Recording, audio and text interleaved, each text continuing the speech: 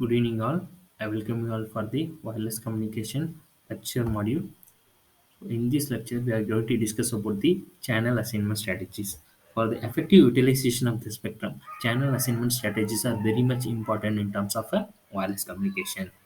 The channel assignment will increases the capacity of the particular channel as well as it is used to minimize the interference inside the particular cell. The channel assignment strategies are classified into two types. One is a fixed channel assignment, and the second one is a dynamic channel assignment. In the fixed channel assignment, each cell is allocated with a predefined set of channels. Those channels will be permanently allocated for that particular cells. For example, if a 10 number of cells has been allocated to a particular cells, okay, those 10 number of channels will be used by only that particular cells. Okay, the number of user which is inside the cell alone can utilize that particular channels. For example, we have a 10 number of users and those users will use only 5 channels, then the remaining 5 channels will be kept in a ideal mode or other neighborhood cells cannot use that particular channels.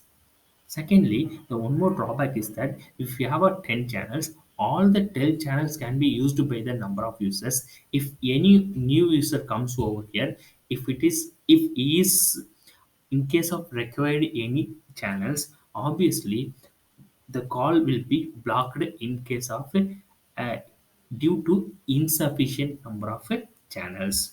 So to overcome the drawback, so in a fixed channel assembly, we have gone for the strategies called a borrowing strategy. The borrowing strategy is nothing but if any particular cell which require more number of channels, the neighborhood cells which has the channels in the ideal state, then obviously a cell can get the or borrow the channels from the neighboring cells.